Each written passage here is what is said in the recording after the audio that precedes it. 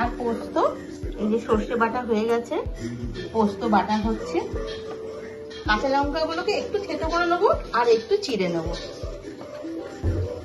চিংড়ি মাছের মালাইকারির জন্য আমি চিংড়ি মাছগুলোকে ভেজে নিয়েছি। এটা হচ্ছে নারকেলের থেকে নারকেলের দুধ বার করিয়েছি। আলু আর আদা বাটা, একটু রসুন বাটা, একটু জিরে বাটা, টমেটো দিয়ে মশলাটা কষাচ্ছি আলু দিয়ে। আর এদিকে আমি কড়া বসিয়ে দিয়েছি, ইলিশ মাছগুলো ভেজে নেব। ইলিশ মাছের ঝাল করবো, চিংড়ি মাছের মালাইকারি করবো।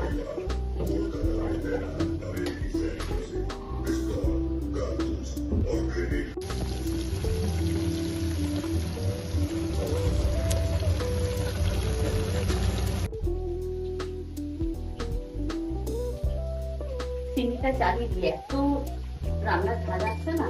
এই চিনিটা কিন্তু খুব ভালো, এটা মানে অটোমেটিক, মানে হাত দিয়ে এ করলেই সেন্সার আছে, চলবে, আবার হাত দিয়ে এ করলেই বন্ধ হয়ে যাবে। যদি এখন আমি বন্ধ করবো না, তো এত গরম লাগছে রান্নার সময়। এবার আমি নারকেলের দুধটা বার করে যেটা দিয়েছি এই মালাইকারির মধ্যে এটা দিয়ে দিয়েছি। এবার এটা আমার কষা হয়ে গেছে।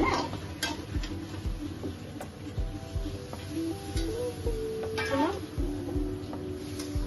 এটা ততক্ষণ হোক। আর ইলিশ মাছটা আমার ভাজা ভাজা হয়ে গেছে, তারপরে ইলিশ মাছটা ঝাল করবো। নামাবার আগে গরম মশলা দিয়ে নামাবো, কিন্তু এখন দেরি আছে, ততক্ষণ এটা আস্তে আস্তে দেবো।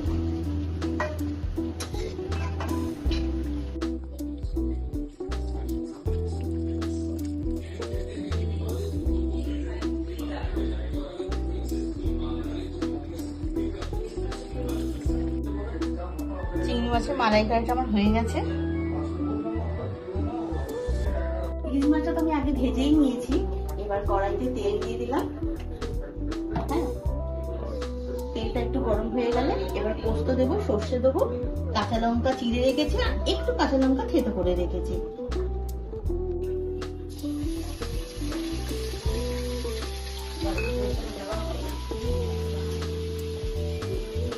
পোস্তটা তো দিয়ে দিলাম, একটু পোস্তটা নেড়ে নিয়ে তারপর পোস্তটা দিয়ে দেবো।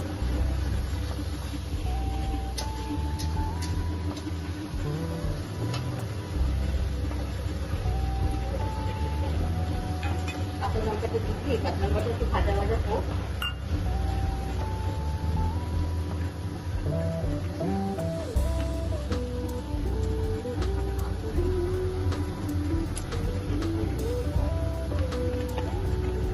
নুন,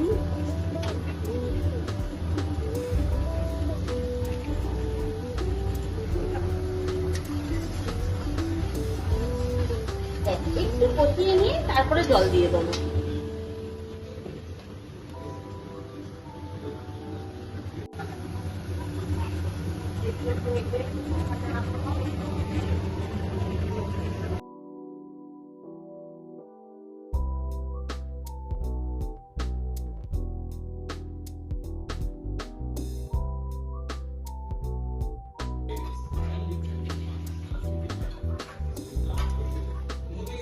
কটা মাছ দিয়ে দিলাম, এবার একটু ফুটে উঠলে আমি নামিয়ে নেব।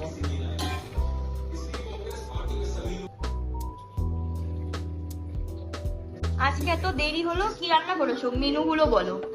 আজকে এই যে আলু ভাজা, পটল ভাজা, ঢেঁড়স ভাজা, চিংড়ি মাছের মালাইকারি আর ইলিশ মাছের ঝাল, স্যালাড আছে, মিষ্টি দইও রয়েছে।